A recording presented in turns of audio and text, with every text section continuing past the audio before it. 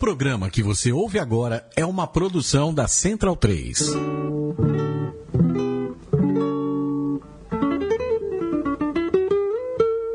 A Central 3 apresenta o Cinema Nacional em Revista. É o Central Cine Brasil. Muito boa noite, começa agora a 22ª edição do Central Cine Brasil, aqui na Central 3, falando sobre cinema brasileiro. Eu sou Lucas Borges e ao meu lado está Paulo Silva Júnior. Tudo bom, Paulo? Tudo bem, Lucas. Um abraço para quem acompanha aí o Central Cine Brasil. E mais uma edição para entrevistar mais um diretor brasileiro e dar uma passada aí por notícias, lançamentos do nosso cinema nacional. É isso aí, nessa quinta-feira, 21 de julho, nós vamos bater um papo por telefone com o maranhense Frederico Machado, diretor do road movie experimental O Signo das Tetas. Boa noite, Frederico, como vai? Boa noite, tudo bom? Prazer estar falando com vocês. Prazer é todo nosso, Frederico. Esse é seu segundo longa, né? Como diretor, o primeiro foi O Exercício do Caos, e O Signo das Tetas esteve na seleção da 18ª Mostra de Cinema de Tiradentes, ganhou o prêmio de melhor obra de longa-metragem na 15ª edição da Mostra do Filme Livre deste ano, 2016, e o filme também está em cartaz no Cinesesc, aqui em São Paulo. Eu começo fazendo uma pergunta um pouco abstrata, Frederico. O Signo é mais um bom filme brasileiro, como falando de filmes recentes aí, A Febre do Rato, Boi Neon, um filme que cuida do corpo humano, retrata o corpo humano com muita atenção, né? Eu queria saber quais são as nuances de uma filmagem desse tipo, que tem o corpo como personagem principal, e o que te atrai mais nesse tipo de trabalho? É um filme, O Signo das Tetas é baseado, na realidade, no segundo filme da uma trilogia, chamada Trilogia Dantesca, que é uma trilogia baseada em poemas e livros do meu pai, poeta Nauro Machado, que é aqui de São Luís, que tem como tema principal da poesia do Nauro a questão existencial e essa relação mesmo do corpo e do espírito, né, com o corpo com o espírito. Então a gente tentou traduzir através das imagens, do cinema, essa poesia do Nauro, e teve como meta realmente trabalhar nessa trilogia, nos 3 filmes, esses temas, né? O tema do corpo, do sexo, da religião, esse embate entre corpo e sagrado. Então, desde o início teve como proposta isso. Mas realmente foi muito difícil, é um filme independente, é um filme quase um cinema de guerrilha. Quase não, é um cinema de guerrilha de fato, porque os atores não eram atores profissionais, a equipe não era uma equipe que tinha trabalhado anteriormente com cinema. É uma equipe muito pequena e é um road movie, né? Um road movie sem um roteiro pré-elaborado. Então tudo que a estrada dava pra gente, tudo que a produção dava pra gente, a gente apresentava no filme. Então foi uma proposta realmente radical de fazer cinema, muito instintivo, e teve um apoio muito grande realmente dos atores e do elenco, que todas as propostas dadas pela nossa direção, eles apoiavam e seguiam o rumo. E, Frederico, de onde vem essa atenção maior às tetas? Isso já está na obra inicial? Isso já está no título desde o começo? Fala um pouco disso pra gente. Sim, os 3 filmes, né? O Exercício do Caos, que foi o primeiro longa-metragem, O Signo das Tetas, que foi o segundo, e As Órbitas das Águas, que vai ser o terceiro longa-metragem, que a gente está em pré-produção já. Os três filmes da trilogia são 3 títulos de livros do Nauro Machado. Então a trilogia, os títulos dos filmes são baseados nos livros, já estavam escolhidos desde o início dessa trilogia. Tanto é que os poemas também, assim, a atmosfera dos filmes são baseados também nesses mesmos livros do Nauro Machado. Então a gente realmente tinha esse desejo de traduzir essas poesias, né, essa atmosfera, nem poesia, mas a atmosfera dos livros do Nauro Machado. E com relação ao próprio filme, né, o segundo filme, o roteiro, a gente não tinha um roteiro pré-estabelecido, como eu disse anteriormente, mas tinha 5 sequências elaboradas. A gente sabia, assim, eu sabia o filme que eu queria fazer, a gente tinha a sequência da mãe, a sequência do pai, a sequência da religião, a sequência da mulher, que era uma prostituta. Então essas 5 sequências, a gente estava preparado, tinha um argumento com essas 5 sequências, e de acordo com essas 5 sequências, a gente filmaria na estrada E entre uma sequência e outra, a gente conduziria o filme, armaria o filme do que era possível fazer. Assim, o que a história dava pra gente, o que esse personagem também dava pra gente. Então, a própria ambiência sonora, o visual do filme, o percurso que esse protagonista correr foi muito aleatório. Foi escolhido realmente na produção e definido na produção e na pós-produção, de fato. É interessante essa ligação, né, da obra com a poesia do seu pai. Eu confesso que eu não sabia dessa inspiração. O seu pai está vivo ainda? Produz artisticamente? Meu pai participa do Segundo das Tetas. Ele faz o papel do carroceiro, que é o pai do protagonista, em lembrança. E ele faleceu logo depois. Ele estava muito adoentado já, ele faleceu no passado. É um grande escritor brasileiro, assim, já foi convidado para a Academia Brasileira de Letras, nunca aceitou. Para a Academia Maranhense de Letras também, é um escritor da geração do Carlos Drummond de Andrade, tem quase 50 livros publicados, é reconhecido como um dos grandes poetas da língua portuguesa mesmo, mas como viveu totalmente no Maranhão, ou seja, ele não saiu da cidade, não saiu do estado aqui do Maranhão, porque não quis mesmo, então ele é muito desconhecido do grande público, mas da crítica, com relação à crítica, ele é muito respeitado e muito amado mesmo, assim. Tem uma poesia muito densa, muito visceral, é um poeta que realmente necessita ser reconhecido por um grande público. Então a minha obra, desses 3 primeiros filmes meus, eu queria realmente trabalhar a poesia do Nauro e tentar realmente traduzir em imagem essa poesia que é tão forte, tão bela. No filme se observa também um contraste, né, entre o precário, a pobreza e paisagens maravilhosas do Maranhão, lado a lado. Isso seria também herança da poesia do seu pai? Seria uma metáfora também de um estado, né, que é naturalmente tão bonito como o Maranhão, mas politicamente é tão castigado? Também. Meu pai tem esse tema também na poesia, mas é uma coisa mais pessoal minha. Na realidade, o que se conhece do Maranhão muito se fala muito do Maranhão, na pobreza do Maranhão, nos problemas políticos do Maranhão, mas o Maranhão é um estado muito grande, assim, tem uma vegetação muito diferenciada, né? Você percorre o Maranhão, é um estado que tem seca, mas que tem uma vegetação abundante, que tem rios, que tem praias, que tem uma área da Barreirinhas, que é Lençóis Maranhenses, lindíssimo. Então, a gente quis também tratar esse corpo e esse aspecto psicológico também, fazer uma ligação direta com a natureza. Então, a natureza também é extensão no próprio corpo desse personagem, né? Como psicológico também. Psicológico também é definido pela natureza que circunda. Então, a gente tentou trabalhar isso de fato no filme, tanto no exercício, quanto no signo, quanto nas ópticas da água também. E o interessante dizer logo que as ópticas da água vai complementar os 2 filmes iniciais. Também o Signo das Tetas e o Exercício do Caos são filmes bem abertos, que necessitam de uma complementação do público. Isso foi proposto também no próprio desenvolvimento do projeto. Ele não é um filme tão acessível, mas também não acho hermético. Eu acho um filme que necessita, de fato, o hermético é um filme fechado em si mesmo. É totalmente o contrário do Exercício do Caos e do Signo das Tetas. Ele necessita de uma complementação do público. E eu acredito muito nesse cinema. E fechar o ciclo com as Ópticas da Água, que vão ser os mesmos personagens desses 2 filmes que vão se encontrar numa vila de pescadores no terceiro momento. E, Frederico, localiza um pouco pra gente, falando do Maranhão, por onde passa essa produção, por onde vocês viajaram, e aproveita para falar um pouco do cinema maranhense também, quem que é essa turma que você reuniu e o que está pintando por aí? A gente passou por várias cidades, assim. A gente passou desde a zona de Barreirinhas, no Lençóis Maranhenses, passando pela ilha toda, que a ilha é bem extensa também, pela Praia da Raposa, pela zona rural da cidade, do São Luís. Passamos também por Bacabal, que é uma zona também mais seca do estado. A gente esse filme foi filmado em 10 dias, cerca de 10 dias, e o tempo todo na estrada percorrendo o estado mesmo.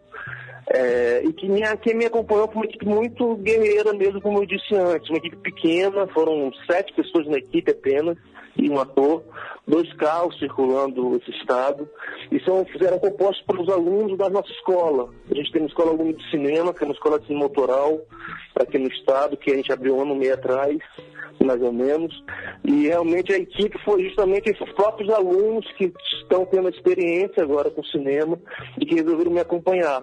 Infelizmente o estado não tem uma cultura cinematográfica forte ainda, né? Teve o primeiro edital agora esse ano, mas nunca teve uma cultura forte cinematográfica. Tem alguns cineastas que estão junto comigo, tentando fazer cinema, curta-metragens, alguns longas agora, que facilitou muito com o cinema digital, mas é muito pouco ainda, é muito pouco. Mas está tendo muita efervescência, né? As pessoas estão querendo muito fazer agora, justamente pelo sucesso do exercício do signo e dos cultos que a gente está realizando. Então, eu vejo com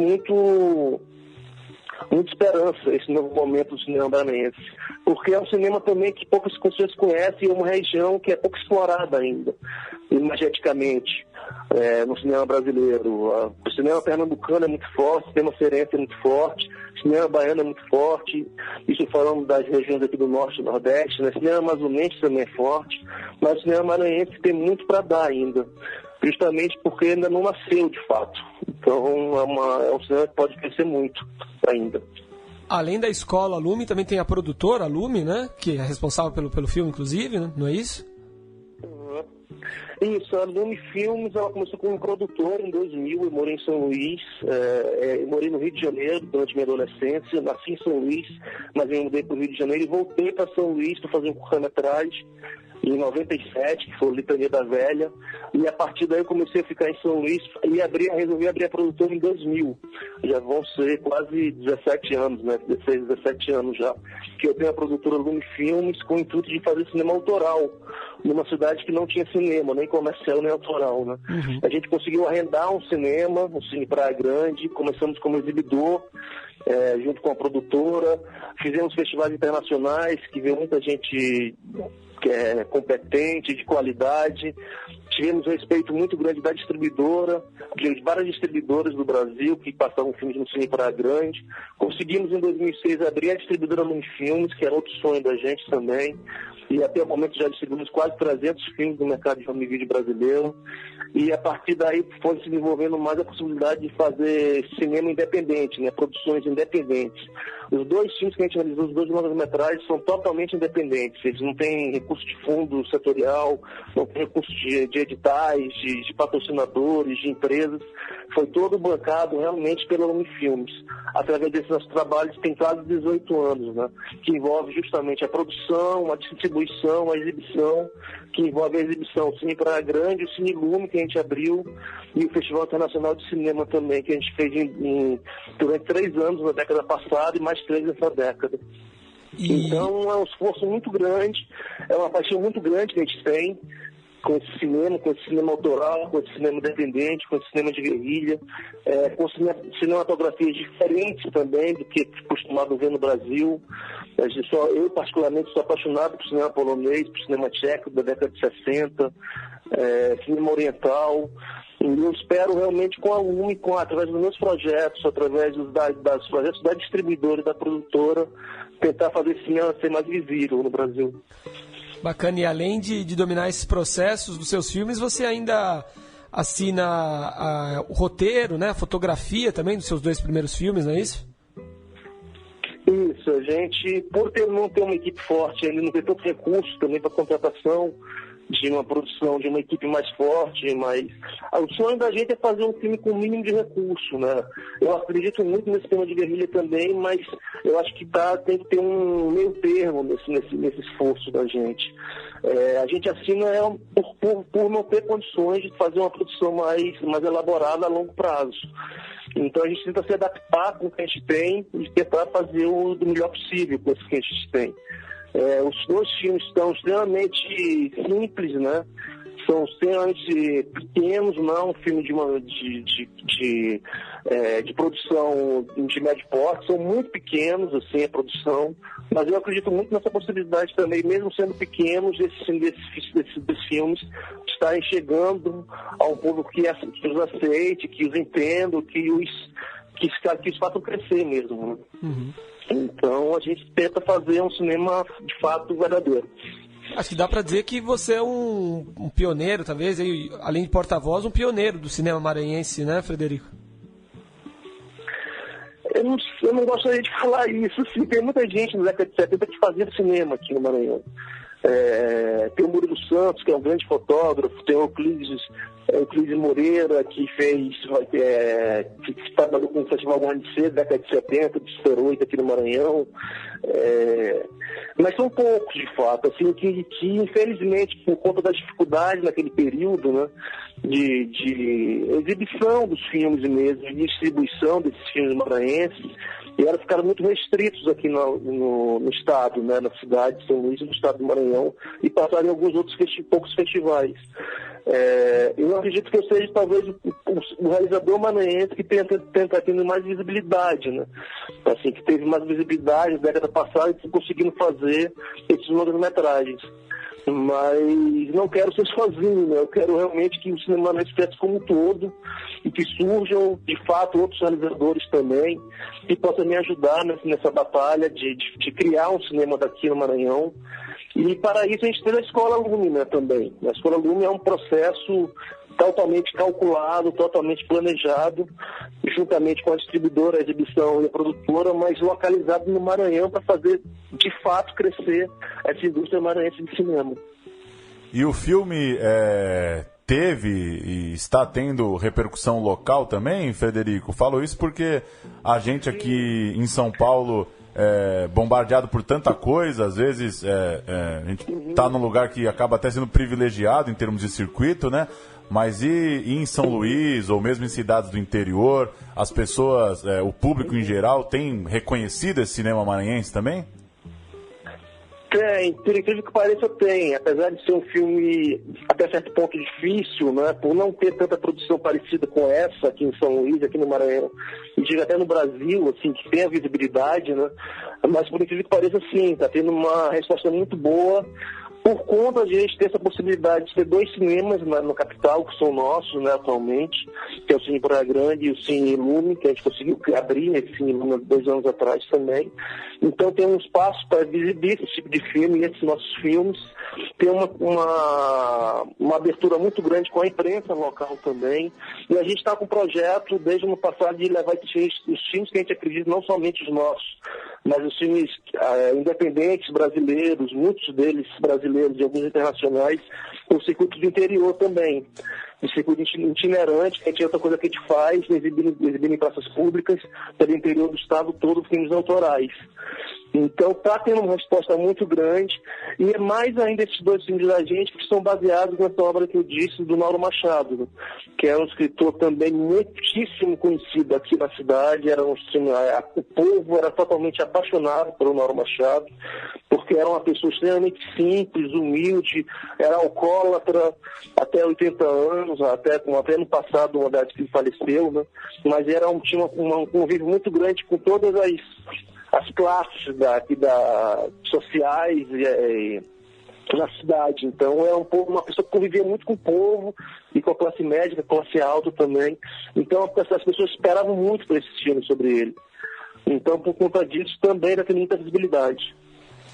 Bacana, Frederico. Para encerrar, a gente começou perguntando sobre essa obsessão humana pelo corpo.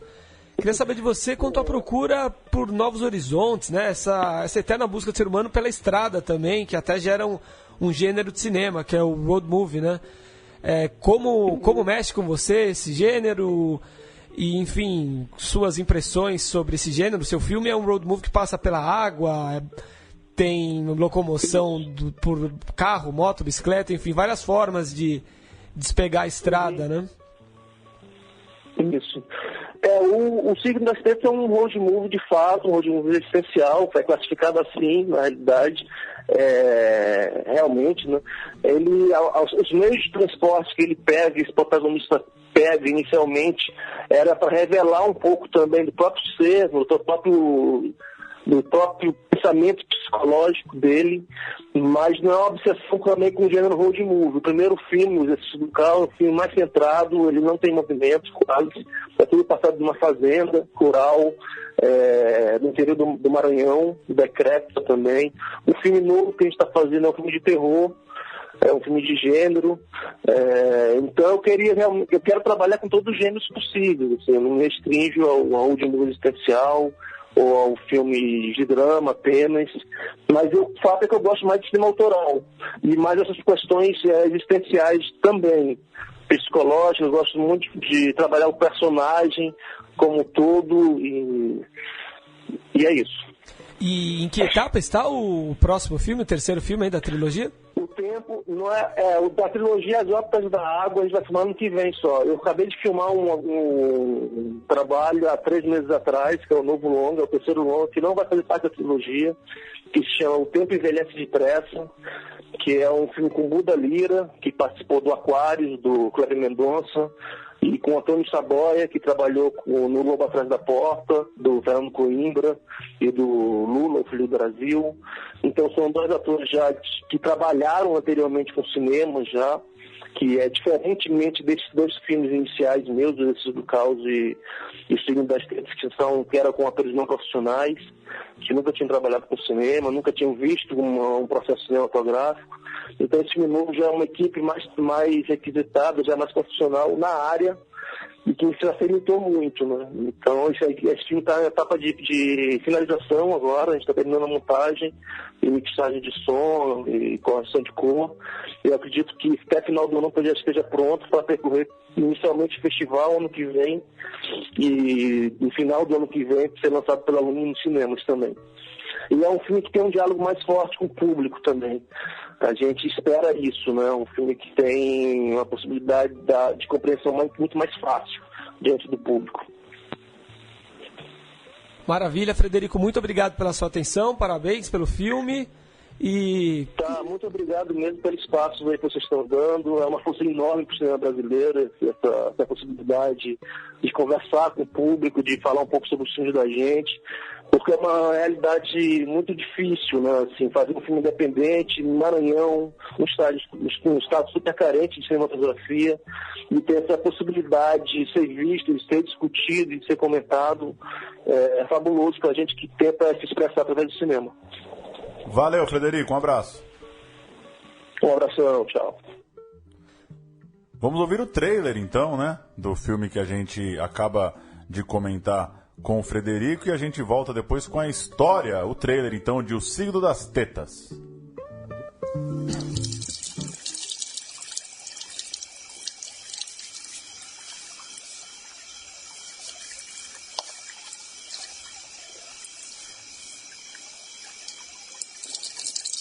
A primeira lembrança que tenho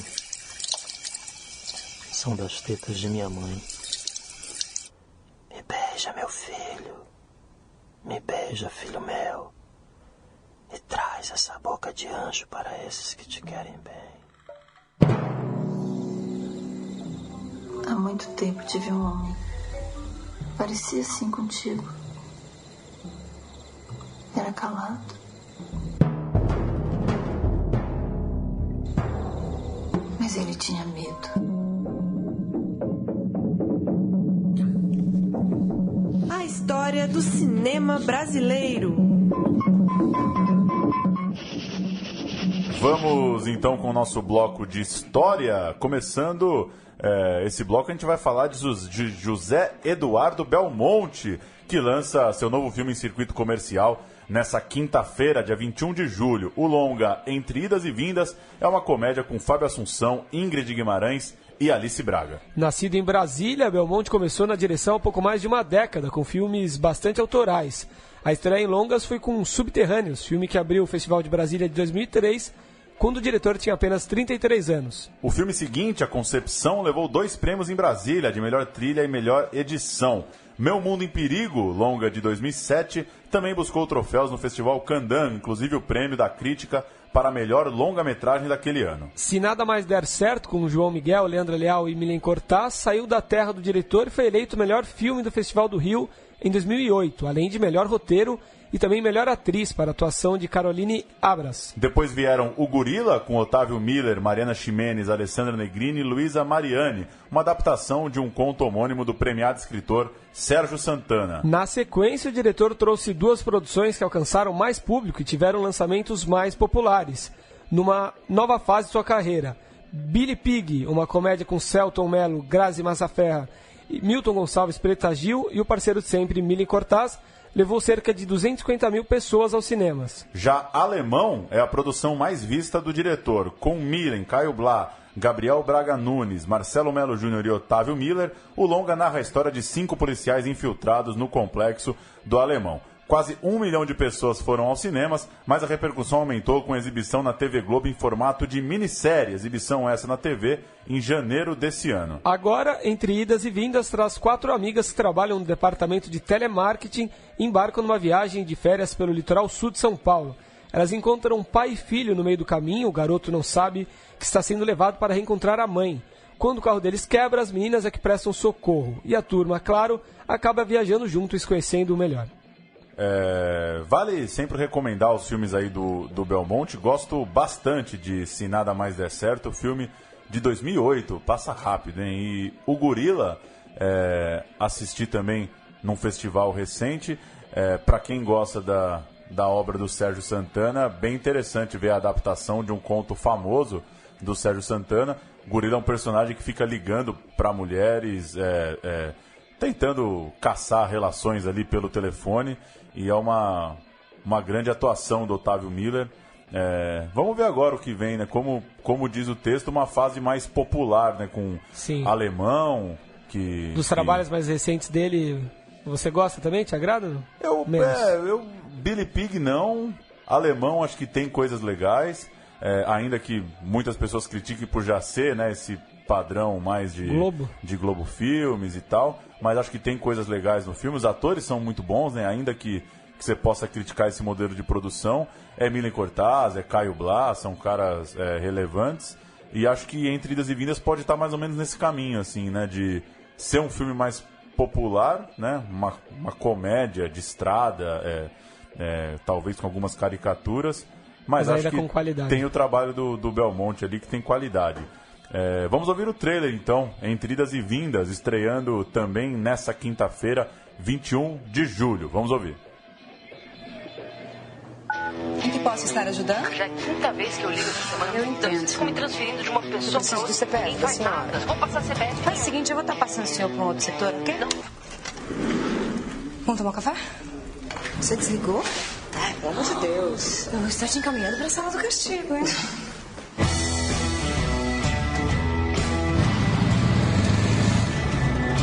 Vai.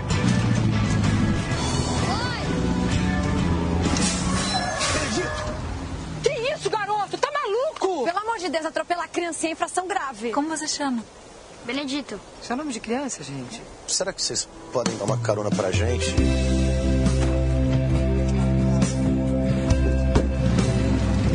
Vocês fazem o quê? A gente é atendente de telemarketing. Então para que eu vou descer.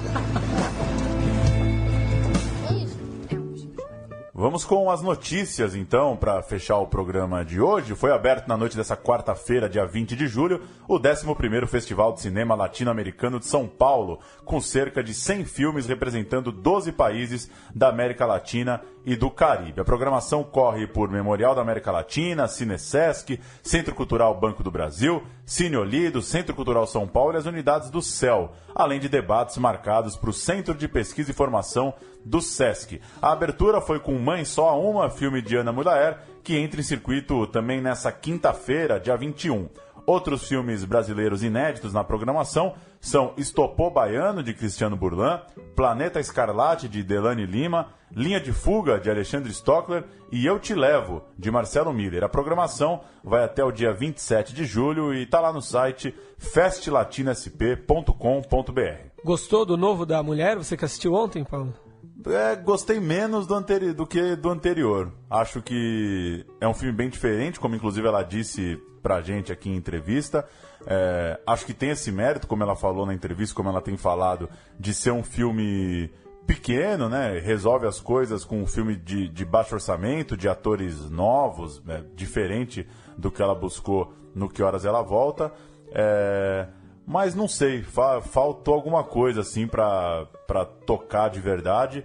A história é bastante complexa, né? Um adolescente que, no auge ali da perturbação da adolescência, da busca por sexualidade, se depara com a notícia de que não vive com a família biológica, né? Que a mãe teria roubado ele da mãe verdadeira, e ele volta para essa família real. Então a trama tem uma história bem interessante, mas acho que falta uma pimenta ali no conflito. Um bom filme, mas não achei nada muito marcante. Certo. A Cinemateca Brasileira em São Paulo tem uma mostra de homenagem ao diretor Hector Babenco, que morreu na semana passada. Nesta sexta-feira, dia 22, serão exibidos Pichote, A Lei do Mais Fraco, às 19 horas, e O Beijo da Mulher-Aranha, às 21h30. No sábado, 23, é a vez de Iron Weed, às 17h30, e Brincando nos Campos do Senhor, às 20h30. E no domingo, dia 24, as sessões serão de Coração Iluminado, às 16h, Carandiru, às 18h30 e O Passado, às 21 horas. O Festival de Gramado anunciou os selecionados para a 44ª edição, que acontece a partir de 26 de agosto na Cidade Gaúcha. A abertura será com o pernambucano Aquários, de Kleber Mendonça Filho, que estreia no circuito logo depois, dia 1º de setembro. Sônia Braga, que está no longa de Kleber Mendonça, e Tony Ramos serão homenageados pelo festival. Os longas brasileiros na competição são Barata Ribeiro 716, de Domingos Oliveira, El Mate, de Bruno Cote, Elis, de Hugo Prata, O Roubo da Taça, de Caíto Ortiz, O Silêncio do Céu, de Marco Dutra e Tamo Junto, de Matheus Souza. Além dos filmes, esse ano marcará também o lançamento do Museu do Festival de Cinema de Gramado, instalado ao lado do Palácio dos Festivais e da Igreja São Pedro. Lá será organizado um acervo interativo das mais de 4 décadas do evento. E uma dica de televisão: a TV Cultura estreia nesta sexta-feira, dia 22 de julho, às 10 da noite, a série documental Terra Prometida, sobre a participação dos brasileiros na Segunda Guerra Mundial. A produção tem 6 episódios e as histórias reais foram reconstituídas em animação ou com imagens de arquivo. A produção é da Conspiração, com roteiro de Hannah Weissman, Gabriela Mancini e Rosana Maurel. É isso aí, muito obrigado pela sua presença aqui, viu, Paulo Júnior? A honra é toda minha. Obrigado, Leandro, e a mim também. Na mesa de som, um abraço para quem nos ouve e assine lá o feed. Só buscar no seu player de áudio ou entrar em central3.com.br e procurar esse podcast, que você assina o feed e ele pinga lá, o programa pinga semanalmente no seu celular ou no seu computador. É isso aí, até quinta que vem. Valeu, um abraço.